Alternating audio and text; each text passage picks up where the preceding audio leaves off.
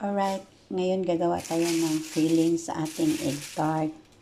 So, yung egg tart, hindi ko napakita yung paano gumawa ng dough. Next time na lang ha. So, dito tayo sa ating filling egg tart. Simple lang siya, pero yum, yum, yum. 4 na egg.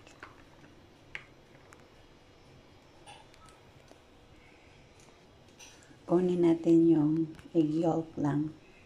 Separate natin sa lagay dito sa ating bowl.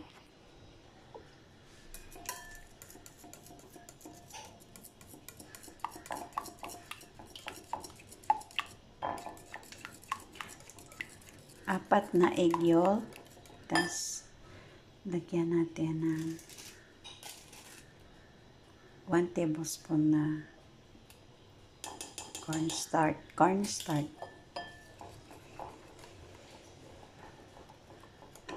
Tsaka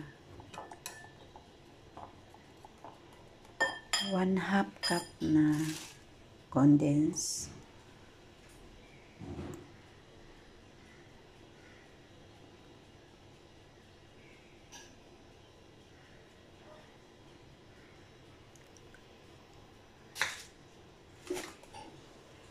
And then 1/2 cup na evaporada. 1/2 cup na evap. Okay, then keep stirring.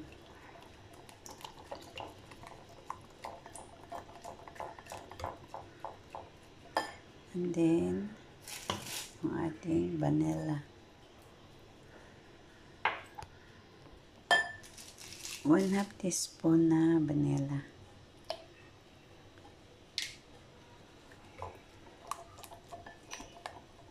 Anyway, i-drain pa natin yan bago natin ilagay sa ating dough na egg tart.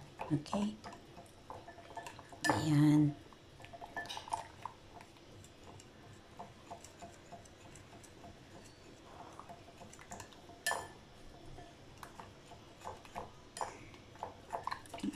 Halo ng maayos.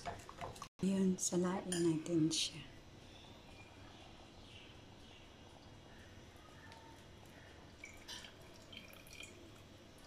Simplihan lang.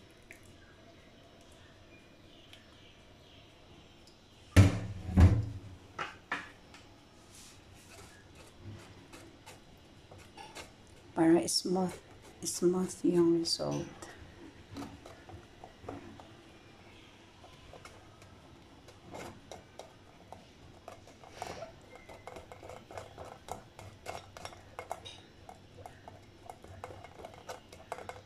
Yay! Ayan na ang ating filling. It's ready. Yan, filling natin.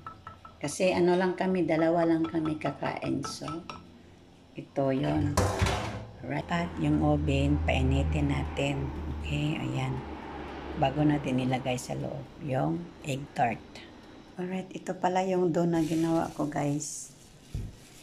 1 and 1/2 cup all-purpose flour, 1 tablespoon powdered sugar, 1 tablespoon powder, 1/4 teaspoon iodized salt, and then 1 large egg. Yun lang. Tapos lagyan mo siya ng 1 and 1/2 tablespoon cold water, yung malamig, hindi malamig, yung normal na water lang. Tapos 1/4 cup unsalted butter. So ito po siya. Tapos itago mo siya sa freezer into 1 hour. Ayun, ito na tayo. Gawa na ng egg tart. Take the roller. Ganyan siya. Tapos tsaka mo ilagay dito. Ito yung molder ko pala kasi hindi ako nakabili ng yung isa-isahan. Okay lang yan kasi sa bahay lang namin kainin. Okay? Guys, binunat. Yan na yung dough natin sa egg tart. Ilagyan ko siya ng butas gamit yung fork. Tsaka, ilagay na din natin yung natin, filling. Okay.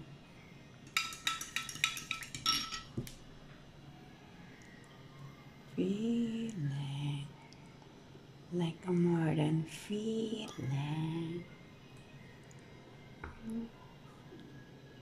Kami lang kakain nito. Kaya, basta ganyan lang paggawa. Yan, okay. Tapos ilagay natin sa oven. Tapos lulutuin natin siya with 25. Kasi maliliit lang yung gamit. Sasita yung oven. Diba? Ganyan lang. 25. Is level siya. Dapat to level yung ano, up and down yung heater niya. Yung ano niya, 180 yung temperature. Tapos, ito naman yung 25 lang kasi maliit lang siya. Dito siya. Yan. Thank you for watching. Gawa din sa bahay lang, hindi business. Pwede din i-business, charot. Thank you for watching guys. Stay safe and happy Tuesday everyone.